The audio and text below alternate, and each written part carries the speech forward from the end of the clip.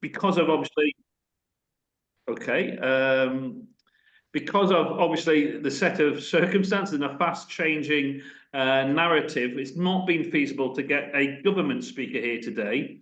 As we all know, ministers are still being appointed, but there is a clear plan proposed by the Secretariat today. Today's results and all of your comments, as well as the contributions from Michael, Greg and Rukshana, will be compiled into a report that will be shared with the whole new front bench team. So, I mean, apart from myself, we are living in exceptional times, a general election result where, looking back on yesterday's meeting with the Prime Minister, all I would say is that devolution does seem to be the take-home message from the meeting where all the Metro mayors were there. And if it looks very much like there's going to be a process of something called Take Back Control Act, and within that, we'll be interested to see what other powers devolved organisations will be kind of given, and indeed, obviously, some of that money. But before we do that, and before it all hopefully gets more devolved down to a lower level, I think it's beholden on me to let Phil come to the table and present what we think as a commission we should be asking of the incoming government. Over to you, Phil. Excellent. Thank you very much, everybody. I'm just going to share my screen. Let's hope this works well.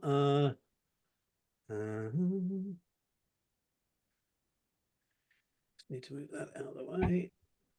Now, can everyone see a slide that says priorities for the incoming government? Is that there? Yeah. Excellent. And just before I get into this, as you said, Nick, we're in a totally different political landscape now. And a lot of what the Commission has been talking about for the past, 4 years since we formed and created our original report and proposed the new approach and integration and devolution of health and social care. In a way, I feel now that all that effort and work is coming to fruition. It's been remarkable that where Streeting, for example, has talked about the health and social care being the engines of economic growth. That's a really important thing that the Commission has talked about for a long time. And we've got Andrew Gwynn is the new Public Health Minister, and Michael, I'm going to come to your session in a few minutes' time. I remember him in the House of Commons talking about the Marmot England idea.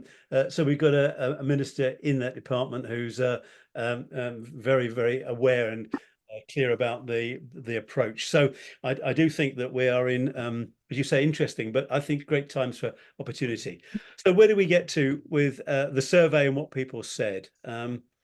So first of all, just briefly, these slides, you'll be getting these in the report afterwards and online. So we had 56 responses. So it's not meant to be a representative survey. It's meant to be a snapshot of what those people who have been most closely associated with the Commission, either as sponsors, as commissioners, as people attending meetings over the period. And you can see we've had a good cross-sector mix, a good representation of the voluntary sector, about a quarter of the people taking part, but we've got NHS people taking part, local government people taking part, people who served on ICBs and integrated care systems taking part, people with lived experience. So it's a good cross-section. It's not meant to be representative of anybody. It is a survey of the people who took part in it. And it also reflects the regions. We got people from every region of the country took part. I have to say, I think the northeast appears to be very well represented, as to the east of England and London, and Yorkshire and Humberside. So maybe that reflects the fact that a lot of those areas are at the forefront of some of the integrated care developments and the devolution agenda, and are therefore most enthusiastic in taking part in the survey. Let's get on to the results. So first of all, we had 4 themes that we asked you to talk about. One was aims, just to say the others were governance. I'm going to come to that, population priority groups and delivery models. So this is the first of the 4, where we asked you what should be the priority for government action.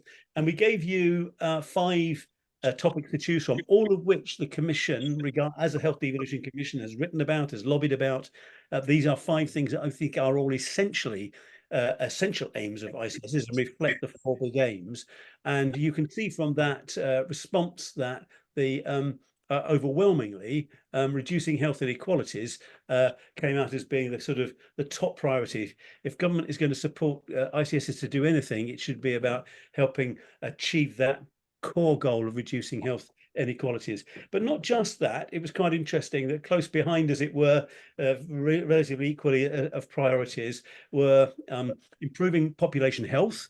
Again, another major priority, and we'll be talking about that in a moment with Michael, Rukshana and Greg. The idea of health in all policies, in other words, health in the housing policies and so on, all came out. And improving the performance of NHS and social care services. I think arguably ICSs in the past, currently, kind of spend a lot of their time, 90% of their agenda, if not more, is that about improving performance. And we're clearly saying as a commission, really the priorities lie elsewhere around inequalities, population health, and health in all policies.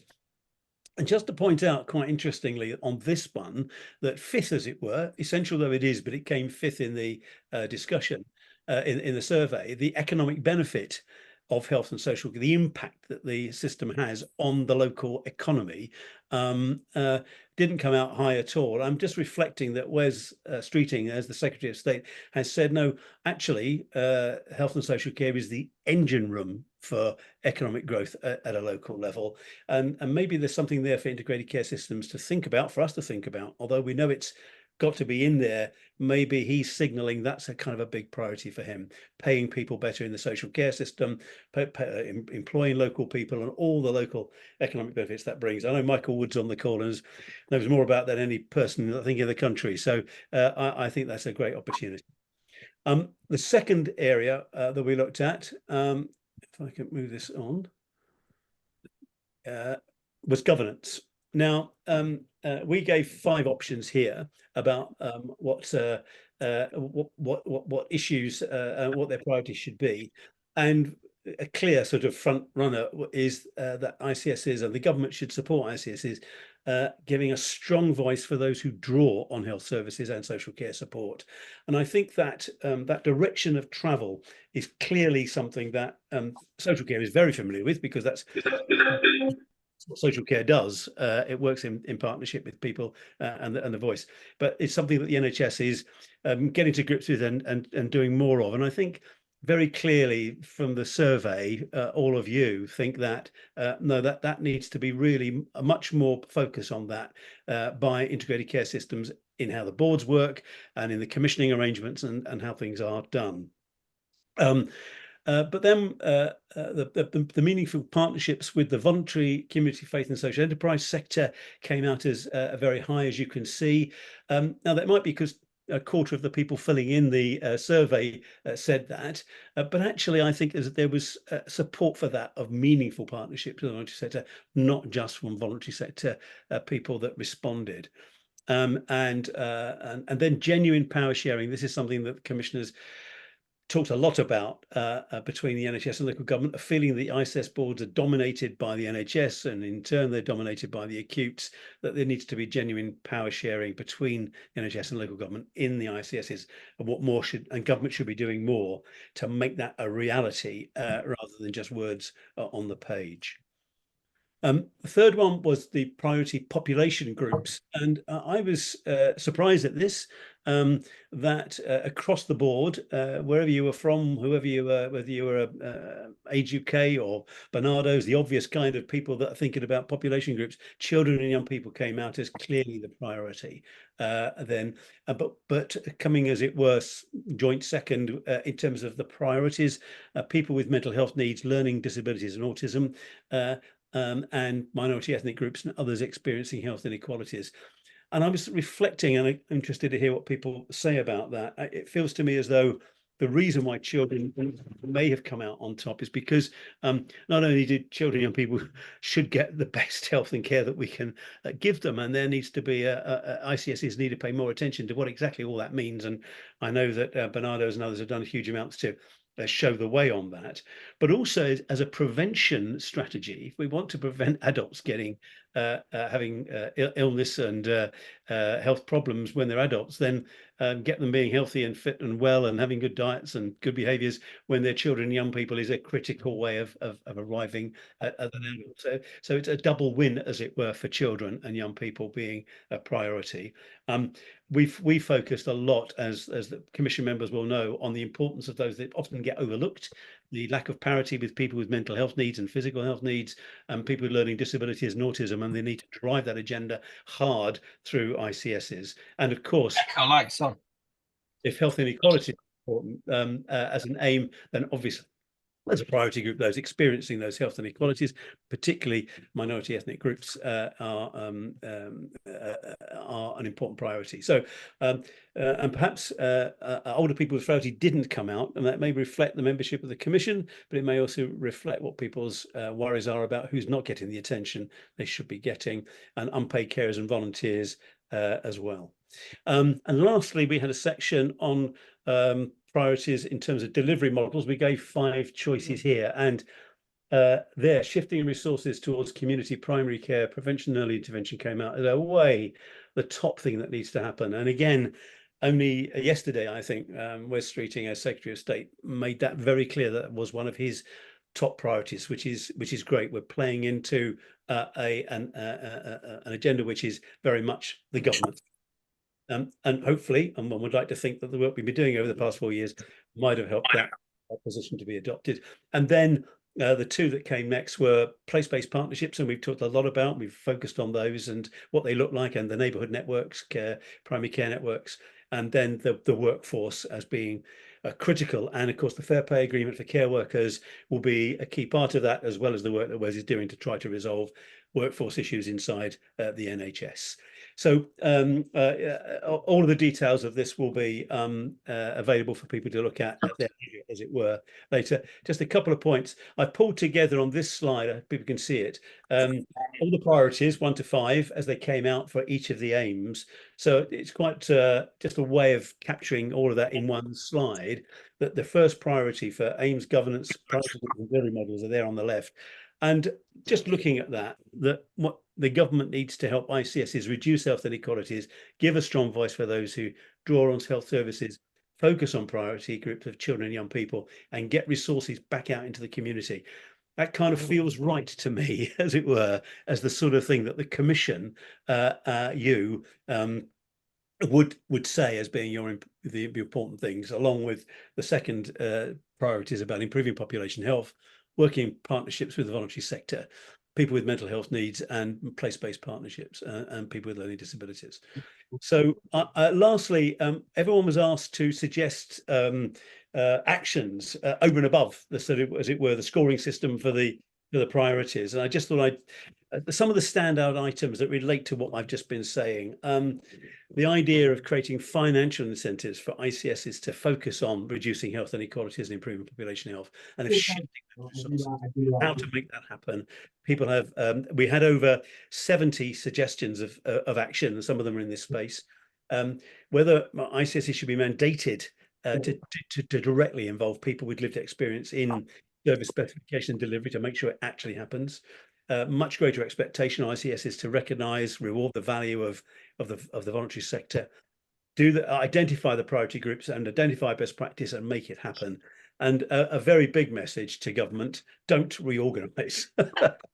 Please build on the strength and the structures that we've got at the moment. Improve the accountability. I talked about that, health and social care jointly working together, and build those place-based partnerships and the neighbourhood networks and devolve that through the system.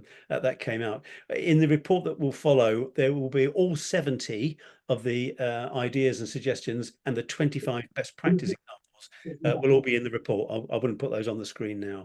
So I'm going to stop there. That was the sort of results that we came up with, allow some discussion. Over to you. Thank you, Phil. Can I just make a request? There's a few people who are have an open mic at the moment, which occasionally disrupted. Phil, you were in full flow, and I didn't really want to stop you. Yeah, thank you. Yeah, I can see one that's been locked up. That would be helpful. I mean, obviously, as we said at the start, we don't have a government spokesperson here today, but we are making sure that all notes are made. And I'm just wondering if I can invite any of the commissioners who may want to make any comments before taking out to a few questions before we move on to the presentations. Does anybody want to indicate some, or doesn't have to be the commissioners, anybody want to ask any questions of Phil with regard to the content of these? Any surprises or any other comments? Well, I will go ahead then, and the only thing I would say, Phil, I noticed on that first slide, it was an interesting one. The one that was lowest down was the idea of, if I'm correct, linking in economic growth to social, well, to health and social care policy. I have to say, coming away from yesterday's meeting, I think economic growth is the message that lands very, very well at an incoming government, very keen to try and find the magic to grow the economy when we don't actually have much in the tank. So I note it, but about messaging, we might need to rethink about that. Anyway, it's not for me to talk. It's for me to. Is it Warren? Your hand was up first. Do you want to come in? Just to say, it really resonates with me. I thought the slides, particularly around the recommendations for going forward, looked really powerful. I would say I was slightly uncomfortable with I think definitely children and young people, for exactly the reasons that Phil pointed out in terms of early intervention prevention. It was, in Greater Manchester, the whole place turning off the tap was around a conversation around early years and children and young people. Spot on there. I feel slightly uncomfortable with the other 4 areas being 2nd, 3rd, 4th and 5th, because I feel they were much closer in terms of how that was doing. And the only other thing I was going to say, it just feels like it's great to see the recommendation in that kind of priorities around voluntary sector. And I must admit, I didn't put, I think I said something else instead of ICSs as a main partnership thing. I felt like I couldn't do that. But I think it's great it's in there. I feel like it needs tightening up, I think, a little bit in terms of what I was saying. It's a little bit wishy-washy, that one, particularly in comparison to some of the others. Absolutely think those financial rewards around addressing, supporting how you address inequality and shift things leftwards. I think that's fantastic. So thank you very much for everybody who's put all the work in on this. Really great stuff. Thank you. Okay, that's helpful. Nice to have positive feedback. Stephen, I'll let you come in. Can I just ask anybody, when they do speak, they could just introduce themselves, and are they speaking as an individual or an organisation? So, Stephen, do you want to come in? Stephen, yes, my name's Stephen Dorrell. I'm speaking on for myself and no one else.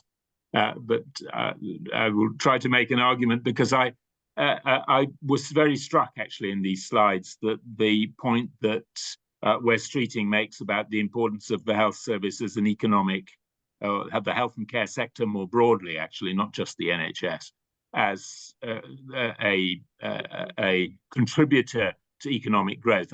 That's something I feel very strongly about. I think it's exactly right. I think it's a pity that it did rank so low in the slides, and I think it's a kind of education process. I agree with what you say, Nick, that Wes is articulate about it.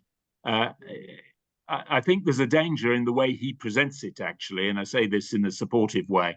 I think the contribution of the health and care system to economic growth is not just that it makes people healthy and therefore they are less dependent on benefits and they can be contributing to the economy, which is the way that the argument was being presented yesterday by Wes. That's clearly valuable in itself. And indeed, health of citizens is important to those citizens in itself. But the health service, the health and care sector, if you include life sciences, it's 15% of the entire economy. You can't. We all know that the British economy has a productivity challenge, a growth challenge, and you can't set out to plan the future of an economy and give a buy to 15% of it. So the contribution that the health and care sector needs to make to the development of the wider economy, to make the UK economy more competitive, I think is core to the central to the planning of the sector. It's a core responsibility of ICSs. And if I can just use a specific example of this, I was talking to somebody earlier today who was involved in the development of a major teaching hospital and thinking about the contribution that the teaching hospital can make by using its physical assets to update its physical assets, to bring in private partners, and to create a growth point in the local economy. That's something that ought to be, I think, part of the way the health and care system thinks about the contribution that it can make to the wider society. Thank you, Stephen. I'm going to take one, excuse me. I'm going to take one final one question. Michael, you're going to come in and then we're going to go on to the presentations. But Michael, what a question or comment? It's up to you. Comment. Thanks, Nick and Phil. That was excellent. All I would say on that economic point is I know from talking to ICB chief execs and chairs, when NHS England come and visit them, that's what they don't ask about. Yeah. So interestingly, hearing Wes, and Stephen and I were both at the event yesterday, we both commented actually, hearing Wes be so explicit about that is interesting in how that perhaps convinces the leadership nationally of the NHS that this matters and how that changes behaviours, because that is one thing that local leaders they constantly tell me, Nick, we want to talk about this, but that's not what they want to talk about. So it'd be interesting to see if the behaviour changes, Nick. We do live in interesting times.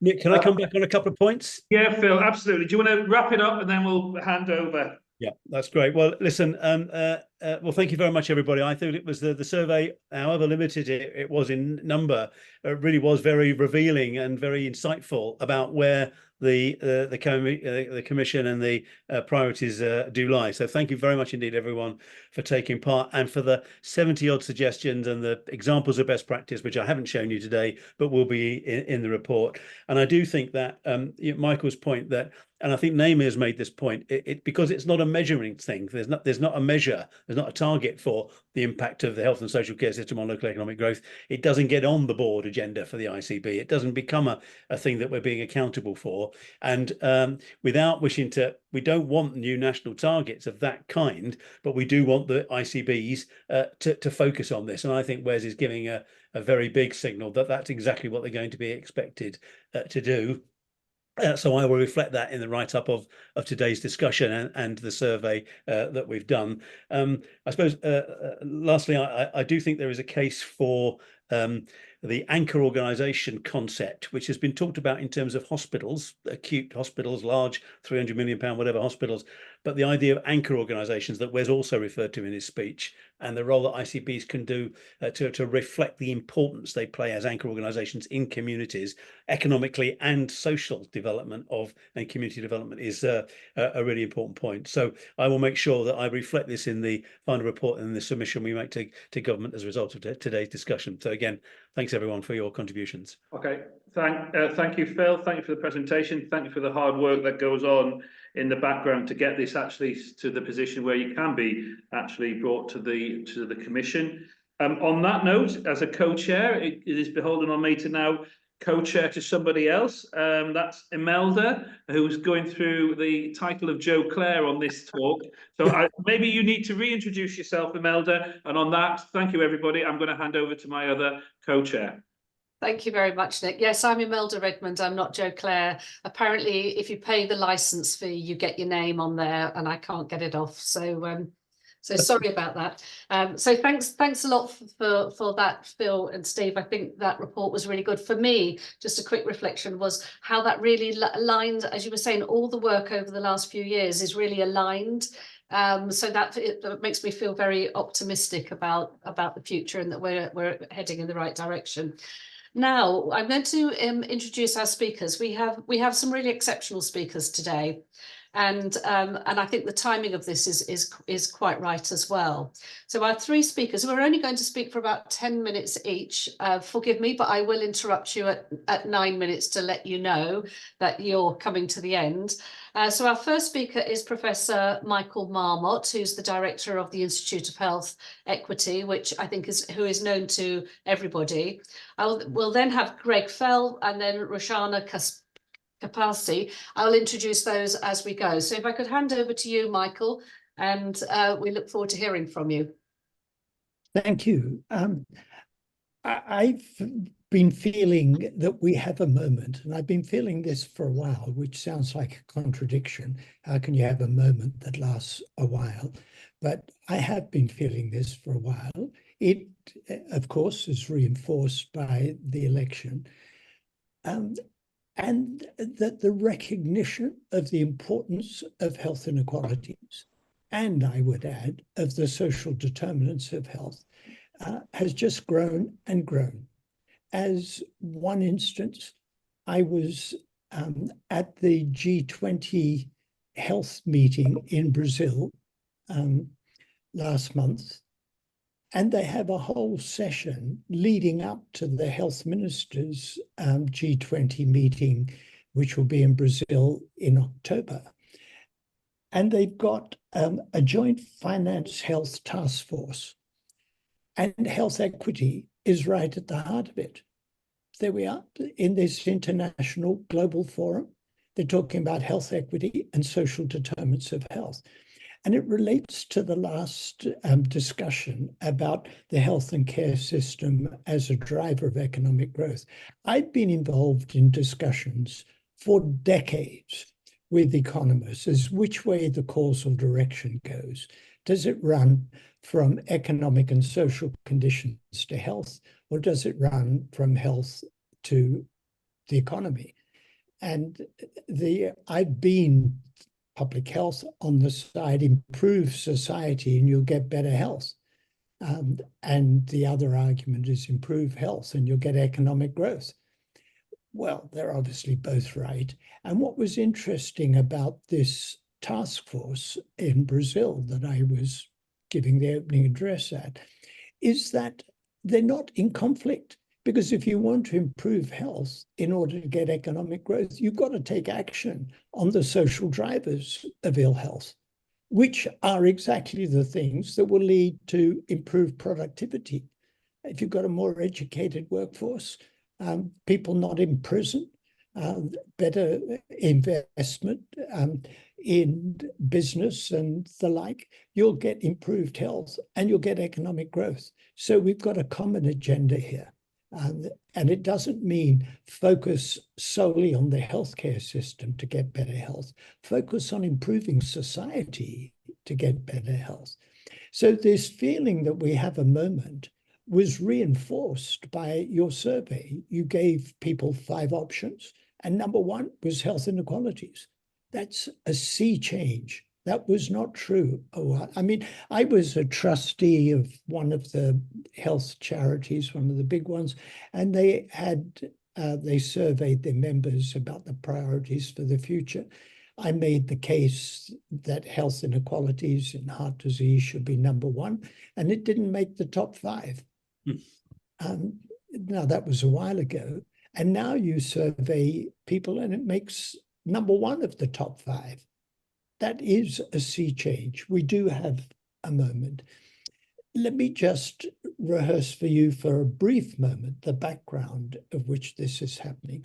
We published one of our reports a few weeks ago, in a way, preparing for the election.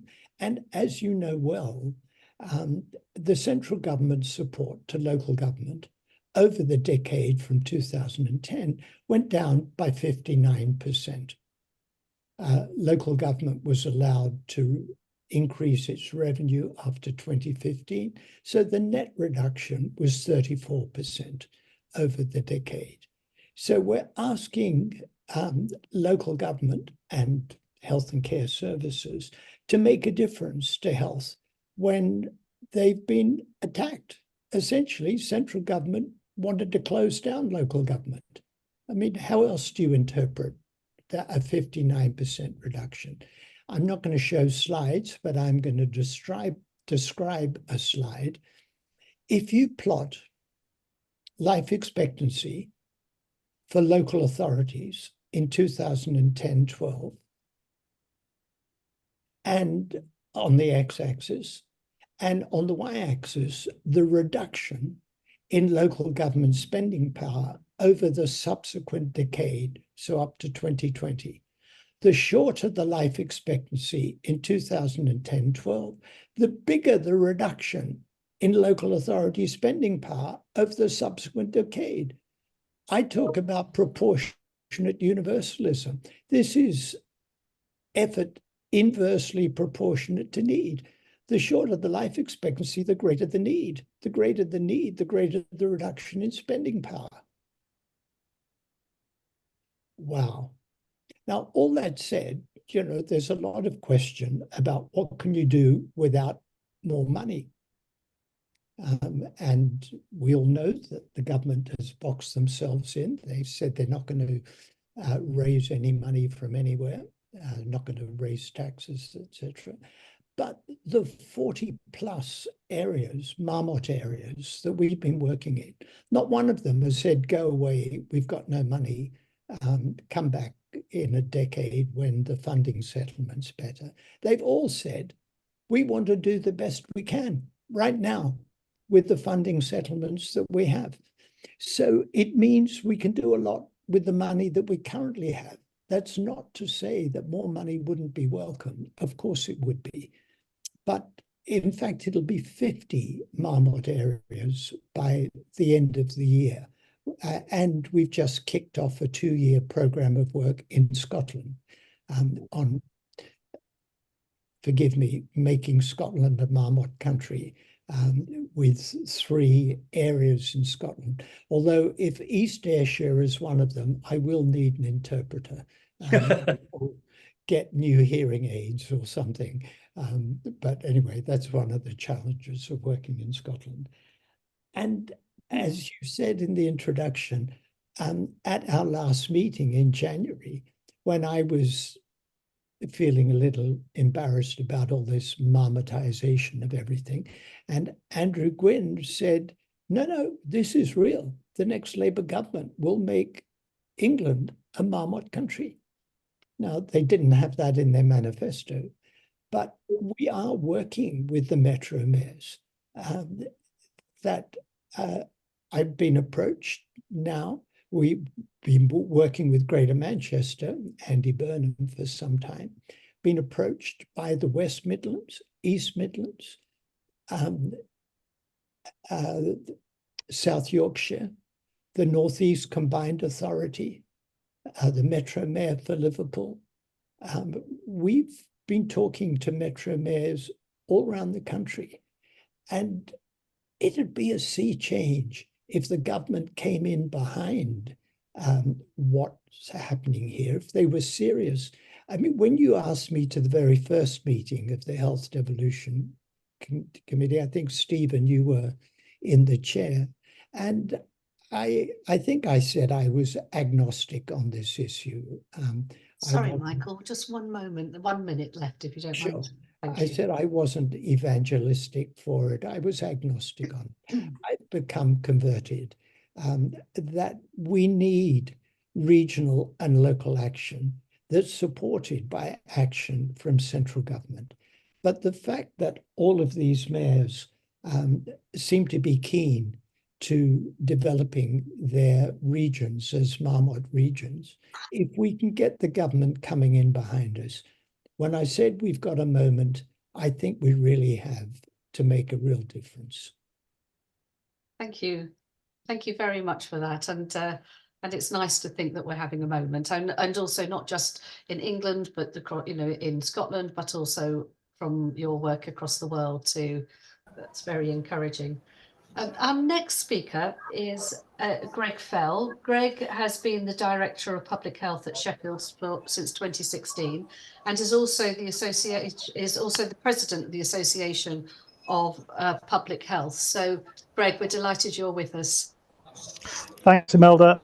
Again, no slides, so I shall talk and give me the shout when my 9 minutes is up. I agree with Michael.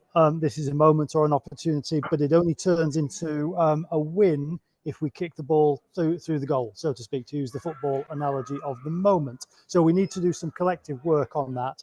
I'll say three broad things. Firstly, some sort of general intro stuff. Secondly, my take on sort of policy prescriptions from the perspective of a jobbing DPH. And thirdly, and perhaps most importantly, on the question of how. There are plenty of policy prescriptions, but the how becomes really important. Firstly, intro stuff, framing of health, framing of the health system. People frequently talk to me and say, oh, and we'll have a conversation with health, meaning the NHS. The NHS is really, really, really, really important. My second son is only alive because of the NHS. It's a spectacularly valuable social institution. But if you're not talking child poverty, you're not talking poor quality housing, you're not talking air quality, you're not talking health. So the health system, AKA, I think this is Michael's line, the health equity system equals civil society. So I always frame the health system in that context and always talk in that context. It's really, really important to talk about structural determinants and then really mean it. I will say a little bit about individual diseases. So, we could talk about the compression of morbidity, the sort of shortening the time of illness before death. We could talk about healthy life expectancy. There's the big four: cancer, cardiovascular disease, respiratory, etc. You then get into the risk factors for the big four, and put bluntly, booze, fags, pies, fast food, etc., lack of sweating, lack of lifting heavy stuff, etc. That immediately takes our type 1 mental model towards lifestyles and the behavior of individuals. Wholly wrong. Well, not wholly wrong, but not sufficient. We should talk about structural policies that make it that make the healthy choice the right choice. We should talk about alcohol policies in the context of minimum unit pricing, duty escalator, which incidentally raises money for the exchequer, as well as having a direct impact on alcohol consumption across a whole swathe of the population. So we should talk in that kind of context. And I would trade an awful lot of services to treat people who drink too much or are overweight for really good, robust policy that changes the structural environment in which people have choices. We've talked a little bit about community power, strong voluntary community sector, etc. That will work if we make it work. New Local are the charity in probably the sweetest spot on that at the moment. And there's something about long-term broad investments as opposed to short-term contracts. Thou shalt produce X widgets and we will sweat you to within an inch of your life with this 45,000-page contract. That isn't working with and through the voluntary community sector. That's just old school commissioning. So there's something about, if we mean empowering our voluntary and community sectors to do the things that they do, which is about broadly building social capital, which is one of the fundamental building blocks of health and well-being, we need to really make that work. I'll get onto the economy in just a minute, but I should talk about the work health axis, which is obviously really topical. The Treasury are very worried about the failing health in the working age population, quite rightly, and for all of the obvious reasons. That brings in business into this space, which is often the missing aspect of where we are in the sort of the work health access. To grossly over-characterize it, we're not going to get better health of the working age population by just treating people who are poorly, aka what the NHS does really, really well. That's necessary, but not sufficient. We're not going to get it by cursory attention to the nominal health and safety officer in workplaces or for organisations big enough investment in occupational health. We're going to get it through the good work agenda. TUC have probably written most about the good work agenda, and again, to over-characterise it, you can put a bowl of bananas in the staff canteen, but unless you fix toxic bullying, a 0 hours contract and all that follows, then you'll never really get good health of working age population. The NHS is spectacularly important in that space. I'll get into economic policy. Growth is good, productivity is good, and arguably economic policy is the most important of the various approaches to health policy.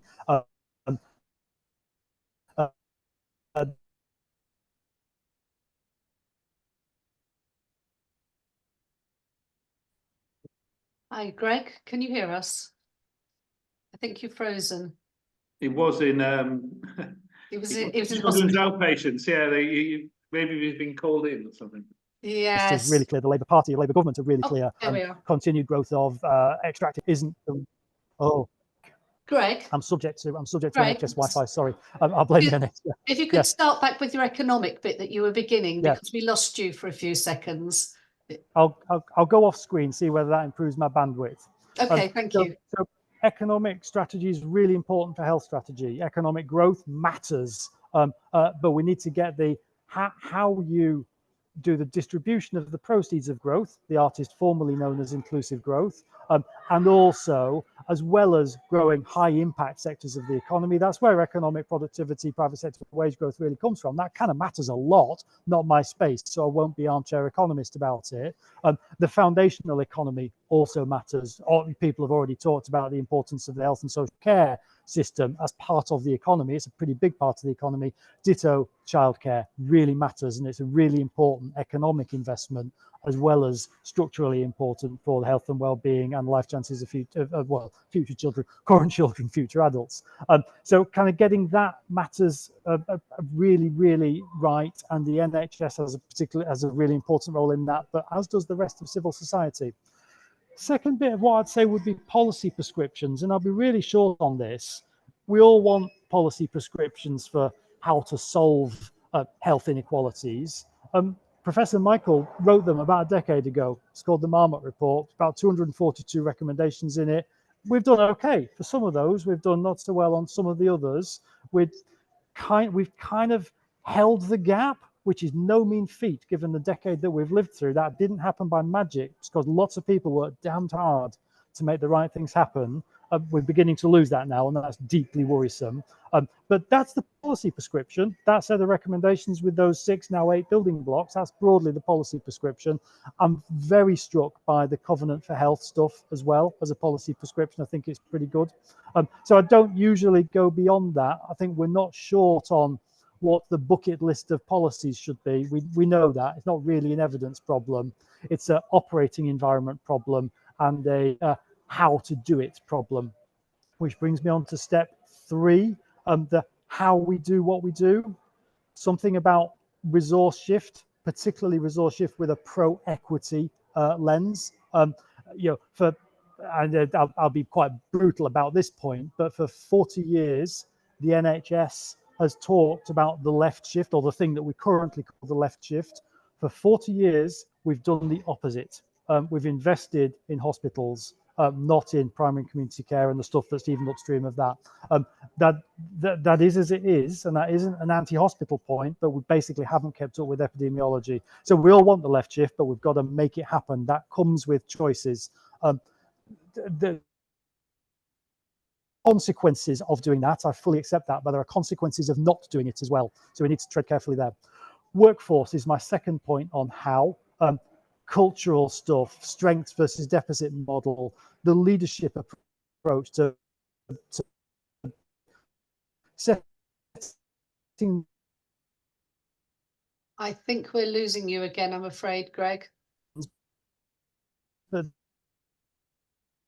Can you hear me, Greg?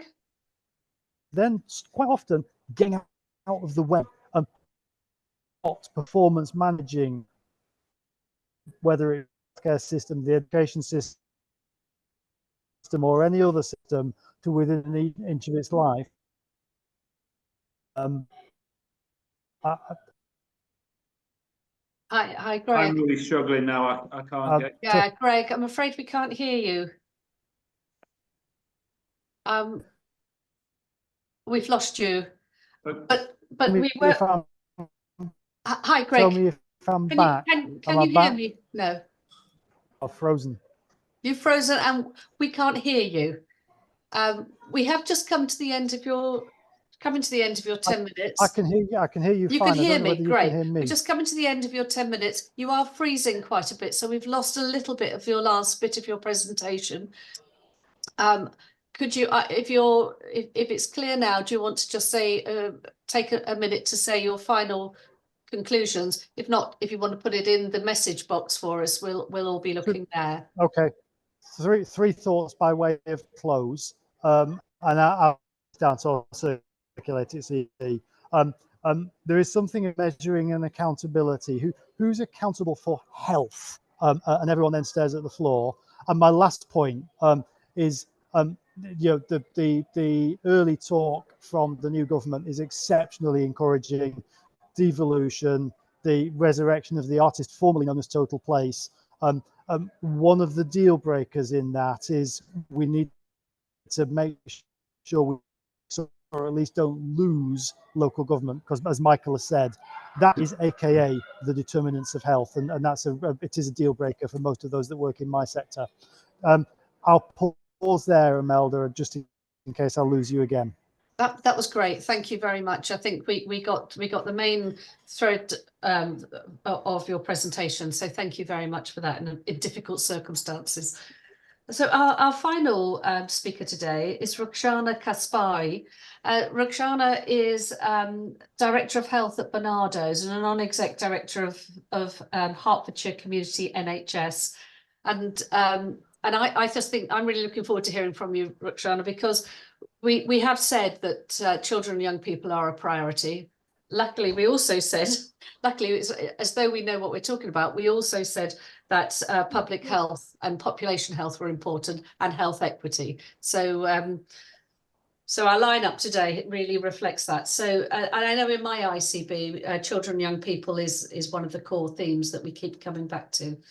So over to you. I will remind you when you're at 9 minutes. Thank you very much. Thank you, Imelda. Can you hear me okay? Perfectly, thank you. Great.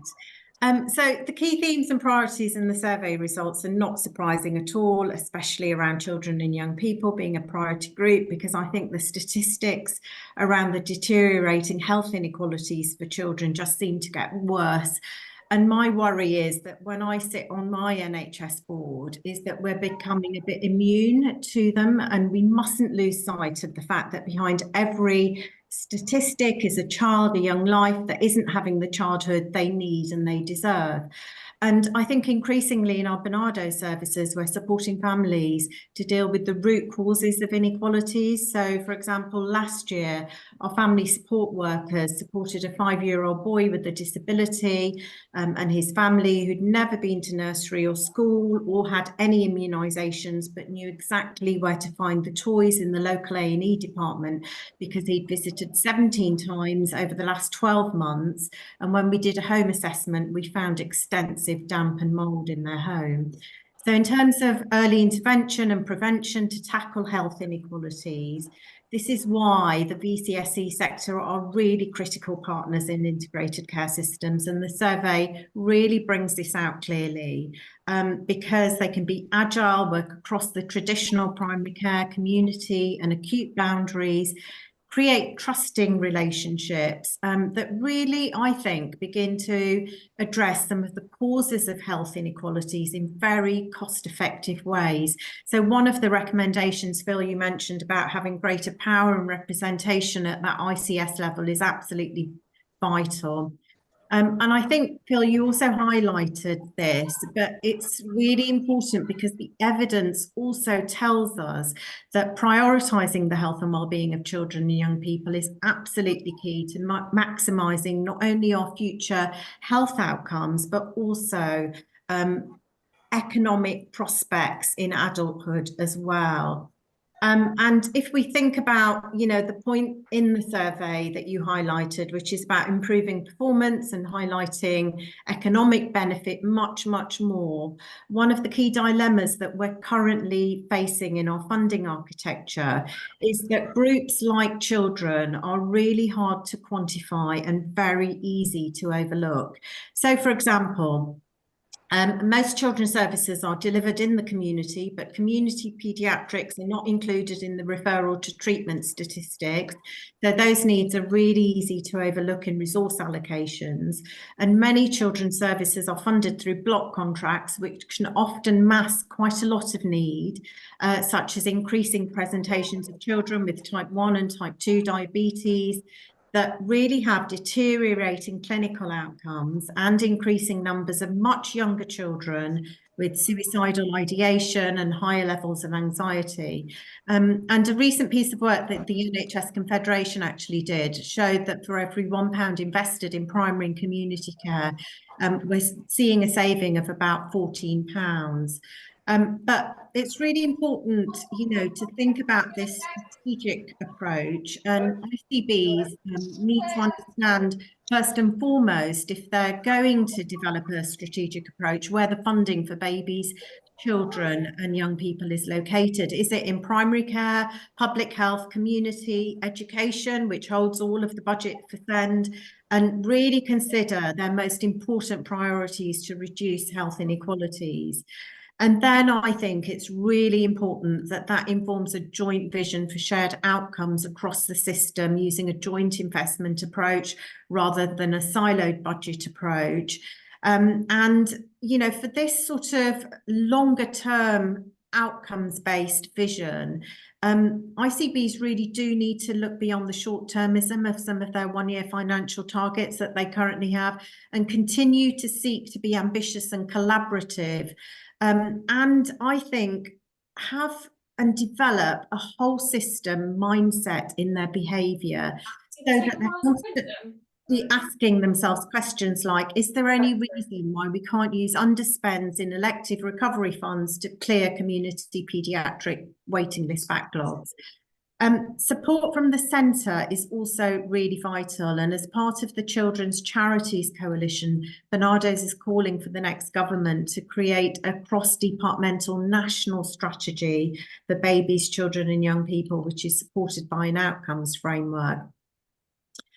But you know, Phil and Steve gave me the challenge of being a little bit radical. And one of the kind of questions that they put was actually, in terms of radical change, if we renamed integrated care partnerships to the Integrated Public Health Board and gave it the same parity in the ICB, would it achieve the step change that we want to see?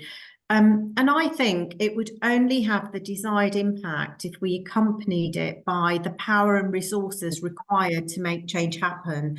So, for example, could it be supported nationally to create real impact by a national prevention investment standard, similar to the National Mental Health Investment Standard, as a means of ensuring increased and sustainable funding each year?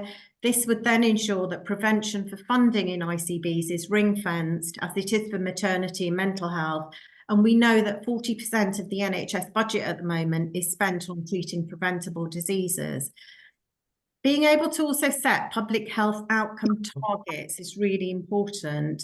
So, for example, school readiness could be a key outcome measure for early years development across a broad range of developmental areas, because it's also an important marker for inequalities. And public health outcome targets need to be supported by robust economic analysis. And one of the reports that we did a few years ago, It Takes a Village, found that for every £1 that we invested in our family hubs, there was a saving of approximately £2.60 to the state. As part of then a more sort of radical approach, do we also need to think about how we stimulate more accountability for decision-making for key groups? And the Health Foundation analysis around the public health grant showed that it's really experienced a real terms reduction per person of 28% in value between 2015 and 2024-25. And this has had a disproportionate impact on, for example, early intervention, children's services in the 0 to 5s, where there's been an overall 30% reduction in spend over that same time period, with the greatest cuts being seen in the most deprived areas. So if babies, children and young people are experiencing the worst health outcomes in terms of health inequalities, and they are a key public health priority for investment, should we have a national child impact assessment for each ICS to consider the impact of their resourcing and funding allocations and decisions for this group. And I think my final point that I wanted to make is that we really mustn't forget the role of integrated neighbourhood teams, which among other things have been set up with the aim of keeping people well for longer through joined up action on prevention. We know that money for prevention is kind of not there within the overall pot, but we need to really think about in the future how we use innovative ways to fund prevention. And one example I just wanted to share was from an ICB that we're working with in Birmingham and Solihull as part of our Child Health Equity Collaborative, who are bringing together their top 150 suppliers who they spend billions of pounds on every single year to look at their corporate social responsibility targets. And they've upped their corporate social responsibility targets from 10% to 20%, and then are using these to fund community-based, co-created programs of work around prevention. So that's it, Imelda. Thank you. Thank you. And can I just tell you, you were spot on for timing, absolutely bang on. So thank you very much for covering such a broad range of issues and finishing on time. Now we come to you. First of all, if I could invite any of our commissioners who would like to make a contribution, either ask a question or make a comment. And if possible, if there's a particular person you'd like to direct that at, if you could say, that would be helpful too. Okay, and are there any hands up? I see, no, is that Stephen's hand up? No, it's not. It could be if otherwise there's an awkward pause. Thank you. I thought that was, there's a little thing behind your shoulder. I thought it was a yellow hand for a second. Yeah, you're right, quite right.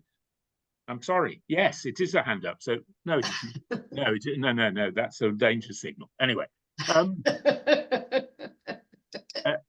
so I'm delighted by what Michael said about his conversion over the period that the Commission's been working to the cause that if we're going to take seriously a commitment of a policy commitment to health rather than purely healthcare, that's better delivered, more effectively delivered, if it's delivered through devolved structures.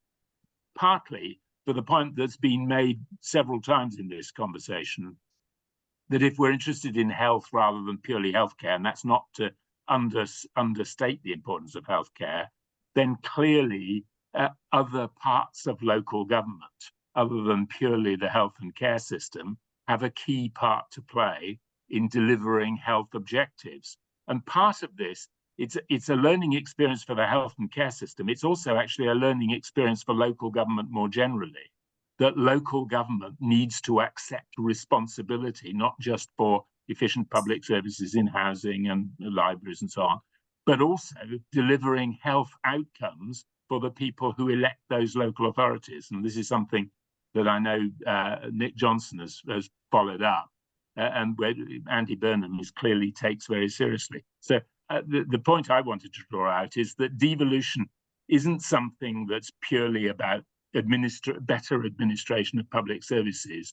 It's about enlarging the role of local government to accept responsibility for public health. Thank you. What I'm going to do is come to take a few contributions, and then I'll come back to you, Michael. I think that was directed at particularly, and to other people as we go. So our second contribution is from Naomi. You're on mute, Naomi. Thank you.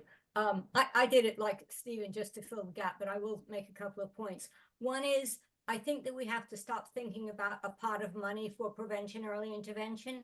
I think it's about lowering the barriers to service entry, because what we're trying to do is get in early before things become too serious. And the way that we do that is by providing support within communities when problems aren't too serious. So it's not a special pot. It's much more about when money is tight, the barriers to access to particular services go higher and higher. How ill do you have to be before you're entitled to?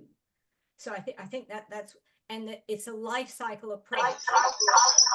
So at every age, you know, from early years, young people to working age, to elderly, you can prevent the next downturn. We've got So bad feedback best on way yours, to save money in Naomi. the NHS is to prevent old people falling over.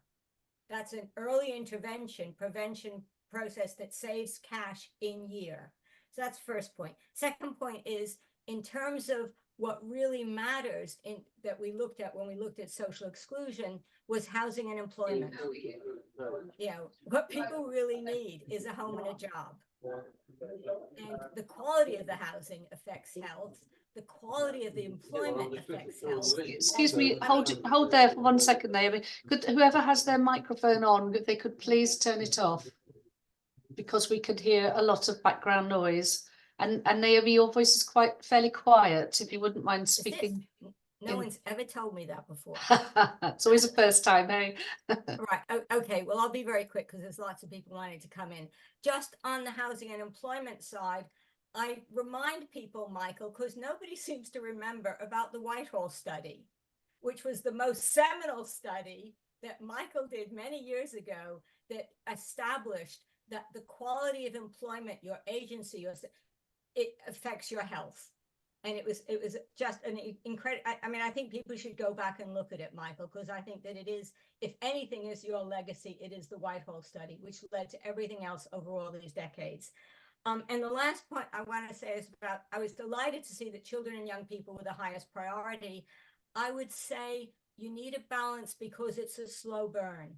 Everything we've learned from Sure Start is it takes a long time, and therefore it isn't cashable, and the money doesn't come to the department that invests. So cross-departmental approaches are absolutely vital, but they're extremely difficult because it's absolutely the opposite of a quick win.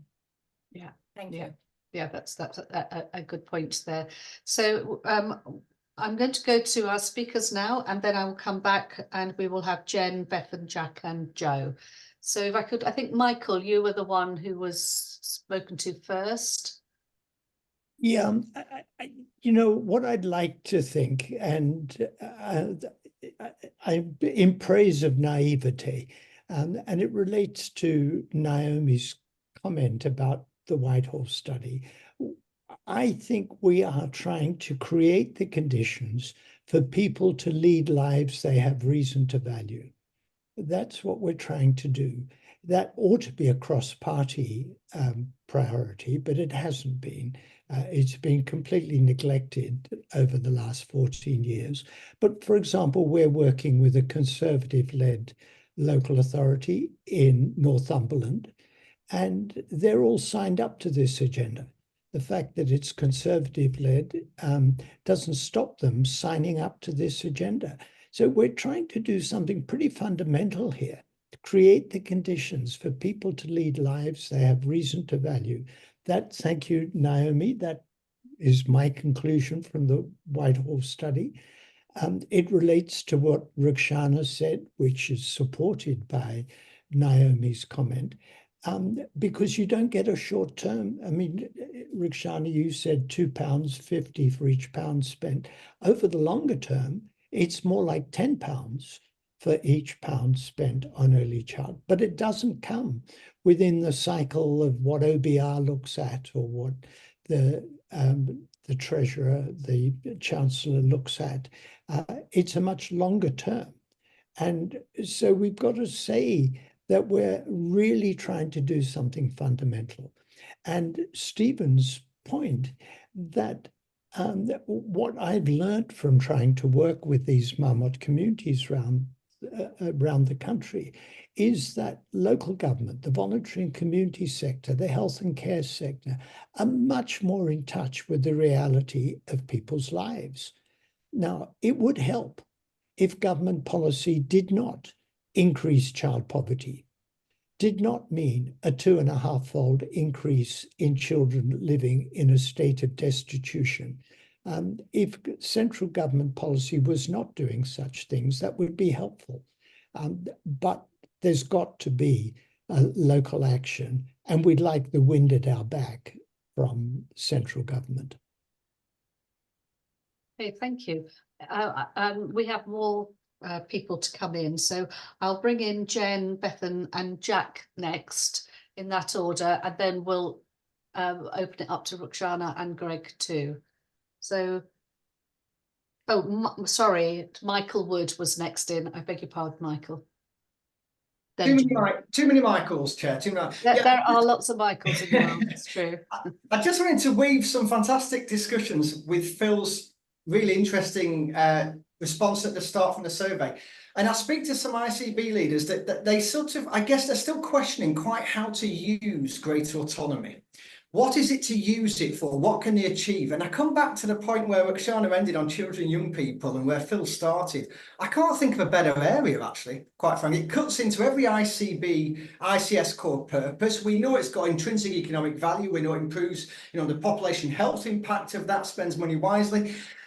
And it's one of those daunting yet exciting areas which weaves in an awful lot of partners, and in London I've been involved in discussions where actually investors want to invest, but it's in this children, young people space and the support structures and the accommodation. So there's something, isn't there, about using increased autonomy, understanding that people like Nick in his position are going to get quite rightly exercised by children, young people too. And this is how we make progress locally on an issue. Yes, we all have a challenge and a job to make sure that Westminster and Whitehall is connected on this. But actually, if you wanted a local mission-based approach, which understood autonomy, which used autonomy, which looked at what health and care and a raft of colleagues can do for local citizens, I just think Phil's survey and the series of presentations, finishing with Rukshana, has given the ICSs a classic challenge and an opportunity for the next, well, I want to say 12 months, but Naomi, I know how long-term this is. Yeah. Thank you very much. And on to Jen, please. Thanks very much. Really helpful conversations. Just reflecting on a couple of things. I think most of this has already been mentioned in some parts, but just pulling a couple of things together. There is something really important here about timescales and kind of when are we judging things and how do we find ways to measure, monitor and understand what's happening in the short, medium, and knowing it will lead to longer term action. And there's some really good stuff there, but it's important that we kind of highlight those things and not just say this will take a long time to kind of deliver those changes, because some things actually can have really quite short-term impact as well. So really highlighting the need to act for the long term, the medium term and the short term all at once in a preventative kind of manner. The point about Wes Streeting's speech yesterday and the sort of welcome acknowledgement of health as a economic driver, I think we need to take that really strong message and support it, but also kind of flip and remind people that the economic policy, as Greg touched on, is central to delivering good health. And that's very clear from Sir Michael's work as well, when we think about poverty and the impacts of that. That sort of policy going to have huge impacts, probably more so than health policy, on the health outcomes of the population. So just kind of taking that moment and acknowledging the two-way street in this as well. And then final point just about the investment, I think put it in the chat and a couple have mentioned it as well. This needs to be supported by that mission focus on health rather than healthcare to enable the necessary investment, because the investment, as we've highlighted through these conversations, to deliver improved health isn't just by healthcare. It's that kind of cross-government, and I mean that at every level of government working, that will enable this shift to change. And we're used to sort of needing to see return on our investment rather than return on somebody else's investment. So it's how we kind of reconcile that to demonstrate that we're actually getting that achievement across the board. And going back to the I think kind of cashable was mentioned. These things are rarely cashable, but just seeing that investment and the improvements that result from this are important, as well as trying to demonstrate cashable savings, because I think they're fewer and further between. Thank you very much, Jen. I forgot to say when you introduce yourself, if you could say where you're from. So Jen, if you could just quickly say where you're from. Sorry, apologies. Yeah, you did mention that earlier. I just neglected to do so. Jen Connolly. I work jointly between West Yorkshire's Integrated Care Board and West Yorkshire's Combined Authority. Oh, great. Thank you very much. And our next contribution then is from Bethan. Thanks so much. Hi, I'm Bethan Spacey. I'm from Living. Oh, Bethan, you've frozen.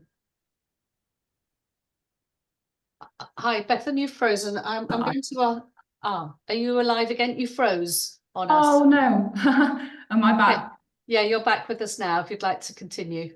Okay, great. I was just saying that health inequalities and public health were certainly things I put up there. And Naomi touched on it, but I wanted to talk a little bit about the quality of employment and conditions. And there's sort of two ways you can look at this, both with the health and social care workforce, and then the landscape of low pay and insecure work more generally. And I don't think that we can have conversations about health inequalities and public health without talking about pay.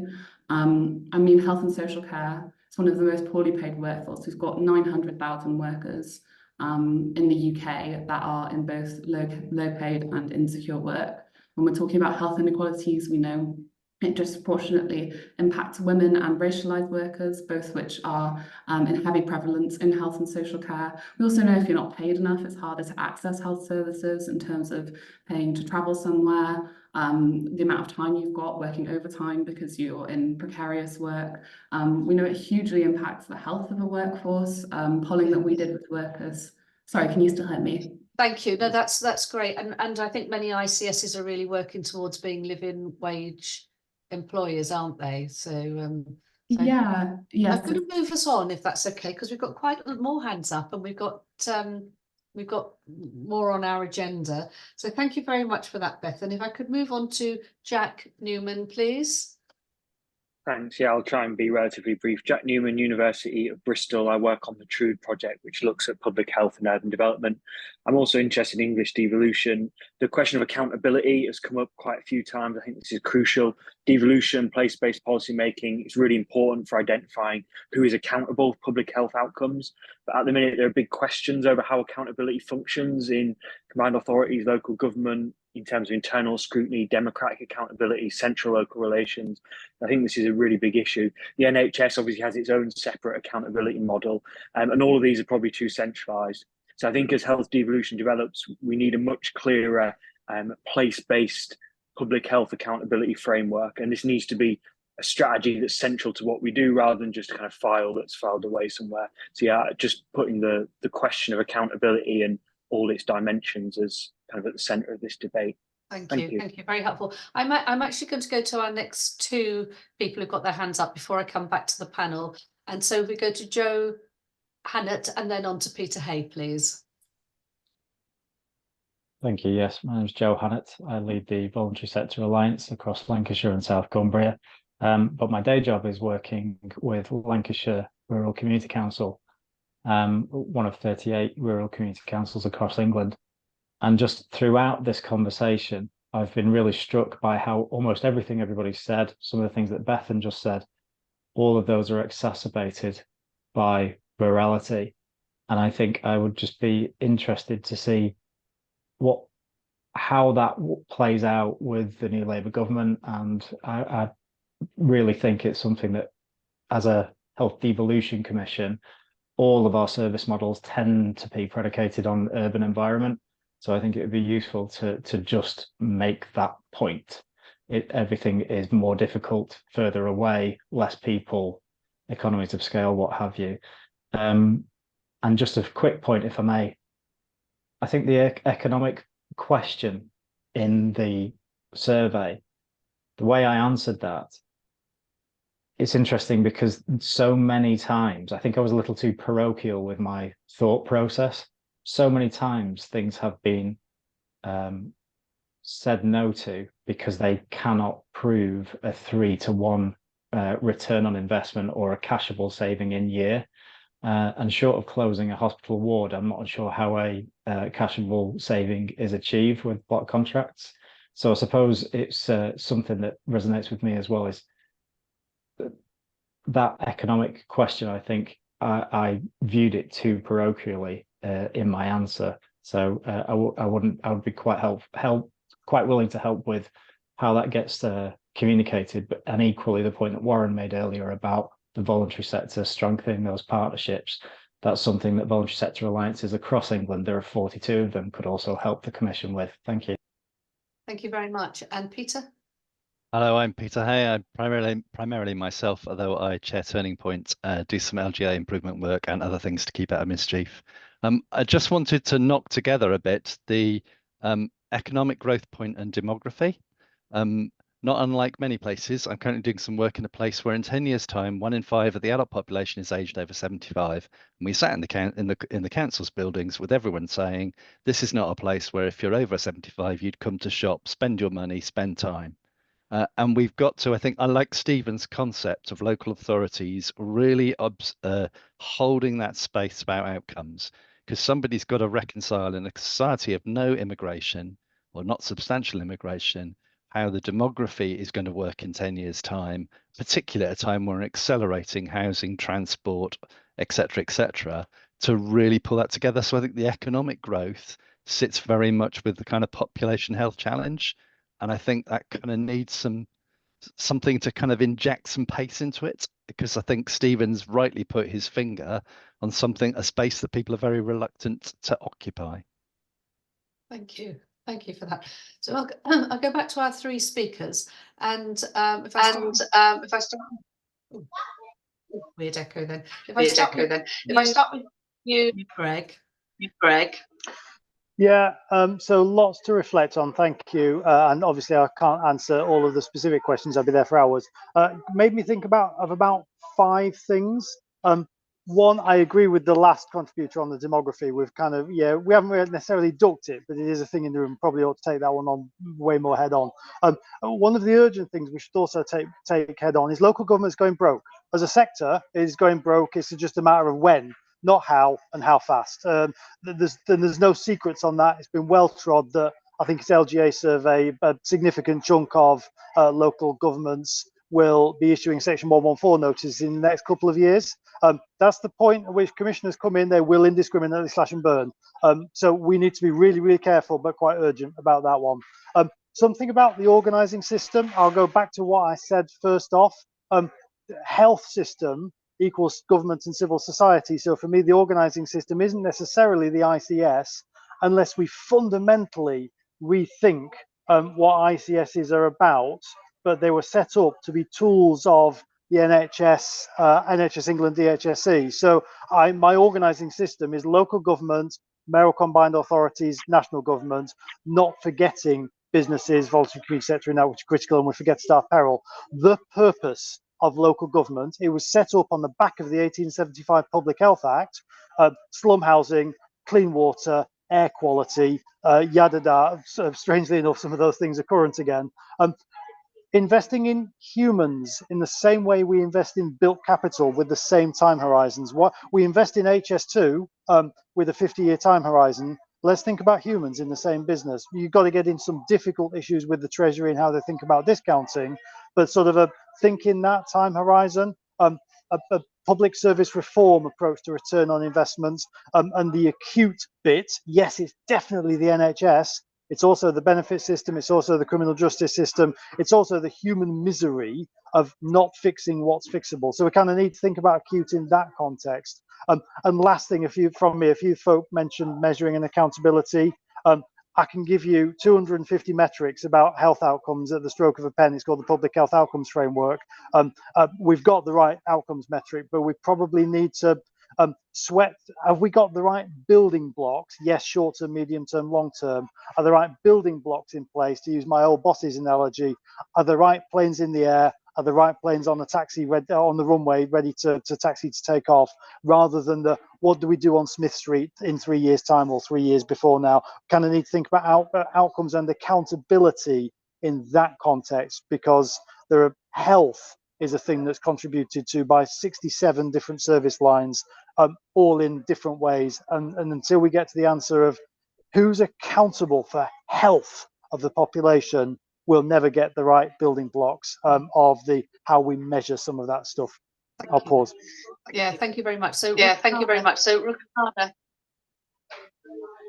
Just a couple of points. Just a couple of points I wanted to.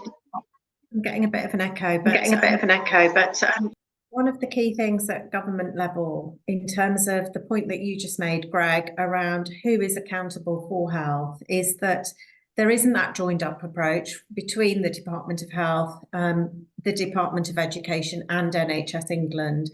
And we really do need to see that, happening. I think on the point that Naomi made, which is early intervention is a slow burn.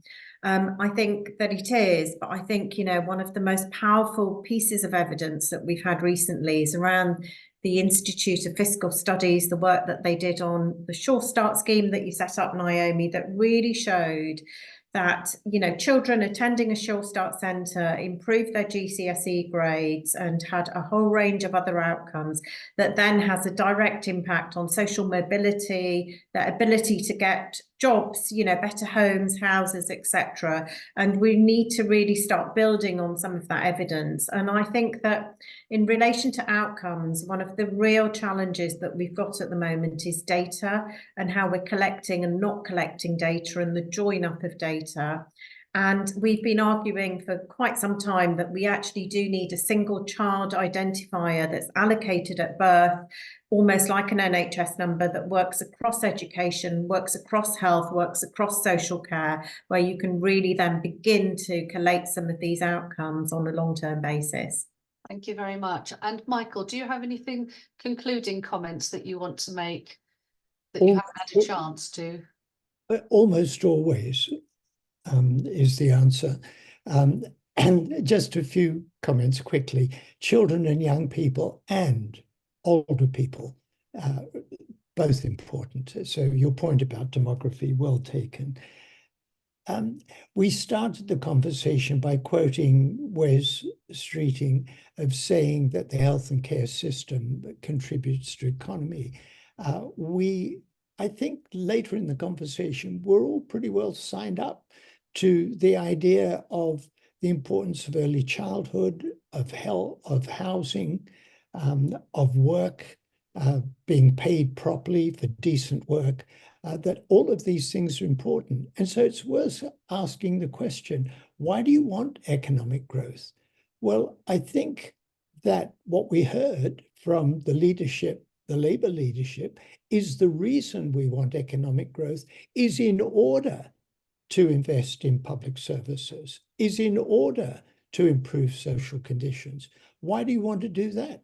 So people can have better lives. How are we going to measure that? Better health and narrower inequalities in health. So we come back to the fact that you want economic growth in order to improve social conditions, which will lead to narrower health inequalities.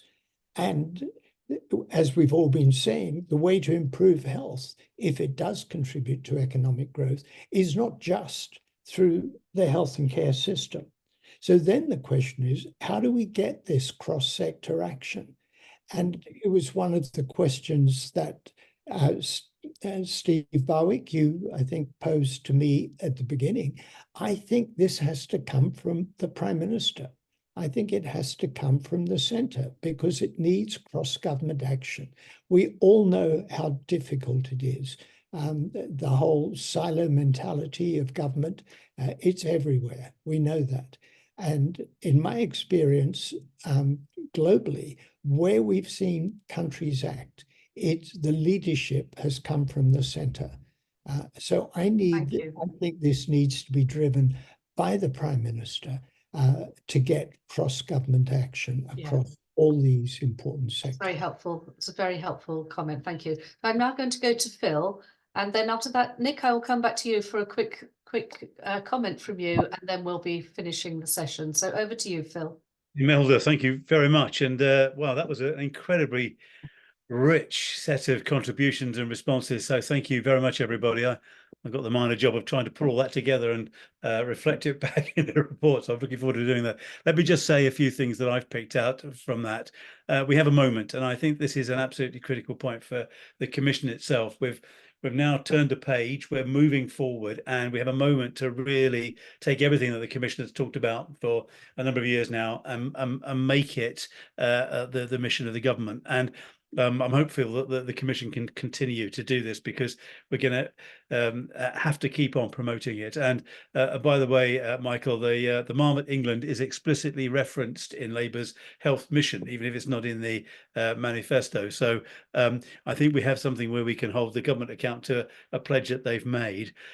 Clearly, from all the debate that we've had, the relationship between investment in health and social care, helping economic growth, investing in economic growth, and the role of the care system and the health system, creating economic growth creates the surplus that gets reinvested. We get a virtuous circle there, which I think is absolutely critical to tackle the social determinants. So I think that's very clearly come out from the debate.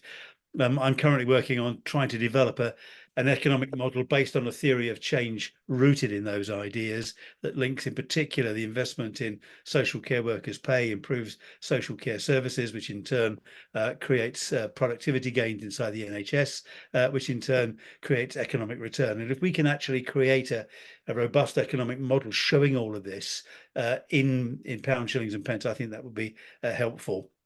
And certainly the importance of investing in children, young people and their families. The double win help seems to have come out a lot from that. The good for those children, but good for the prevention agenda in years to come. Accountability has come out a lot, I think, in this. And we've thought about the role of mayors being given that public health lens through which to look at all their economic development work, as we have in London, as we have in the West Midlands and in Greater Manchester. Perhaps every mayor should have that role. And we've been thinking about how public health is a job within the Department of Health, but really, maybe the Cabinet Office should be responsible, or, as you said, Michael, the Prime Minister leading a national mission. And I think that was something that Patricia Hewitt said in her report over a year ago now.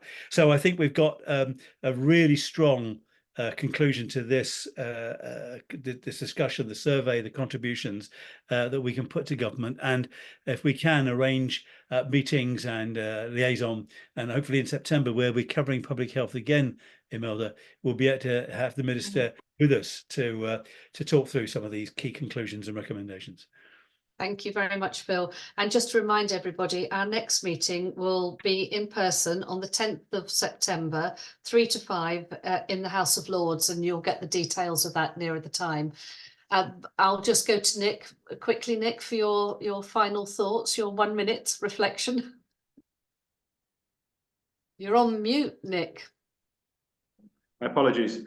I am reflecting how many times the role of mayor has been mentioned. I'm very much aware in conversations I had with Angie Rayner, she knows about the measurement and of a Marmot review and a potential oversight. And I particularly like the idea of a national mission, or a mission statement was about getting to that Marmot nation.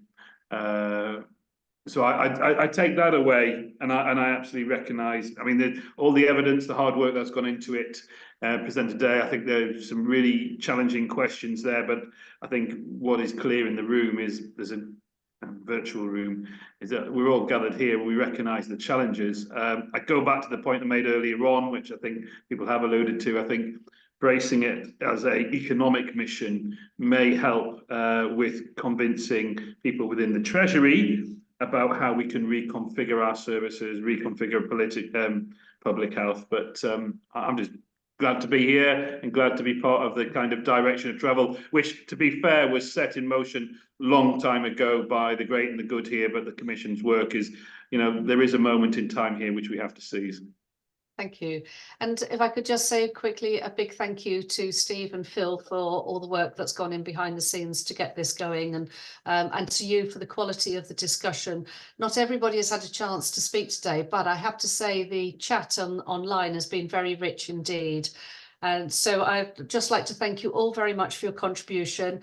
Steve or Phil, did you need to say anything at all? No? Okay. So we just say thank you and wish you well. And a big thanks to Greg, who's actually walked through the hospital, is now in his car. So thank you, everybody, and have a good evening. Thanks to you, Imelda, and you'll get invites to that next meeting in due course. Yeah. Great, thank you very much. Okay, Thank you. goodbye, everybody. Bye.